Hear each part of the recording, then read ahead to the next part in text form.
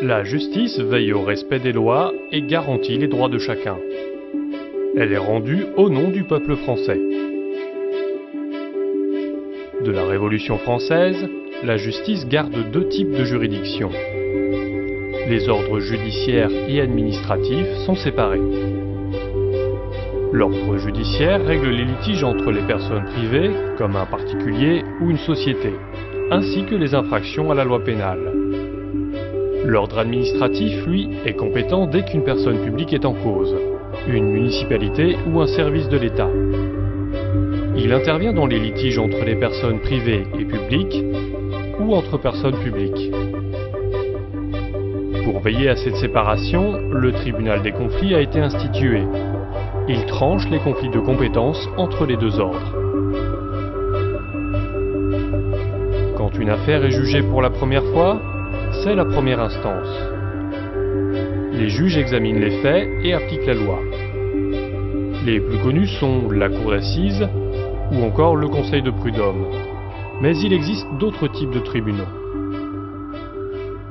Pour trancher les litiges, les juridictions civiles sont compétentes. En revanche, ce sont les juridictions pénales qui sanctionnent les atteintes aux personnes, aux biens et à la société. Pour les juridictions civiles, le tribunal ou le juge compétent change selon la nature de l'affaire et le montant en jeu. Certaines matières spécifiques sont examinées par des juridictions spécialisées. Devant les juridictions pénales, c'est le type d'infraction qui définit la juridiction compétente. De la moins grave à la plus grave, la contravention, le délit, puis le crime. Pour les personnes poursuivies qui ont moins de 18 ans au moment des faits, un régime spécifique s'applique, la justice des mineurs. Une affaire peut être jugée une deuxième fois si le justiciable n'est pas d'accord avec la décision rendue en première instance. C'est le principe du double degré de juridiction. La cour d'appel est compétente. Elle apprécie les faits une seconde fois et vérifie que la loi a été bien appliquée lors du premier jugement. On dit qu'elle juge en fait et en droit. Dernier recours possible contre une décision, le pourvoi en cassation.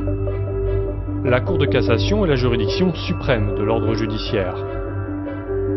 Cette juridiction ne rejuge pas l'affaire une troisième fois. Elle vérifie uniquement que la loi a été correctement appliquée sans apprécier les faits. Elle est juge du droit. Elle fait en sorte que la loi soit appliquée de la même manière par tous les tribunaux. Elle assure donc l'unité de la jurisprudence judiciaire.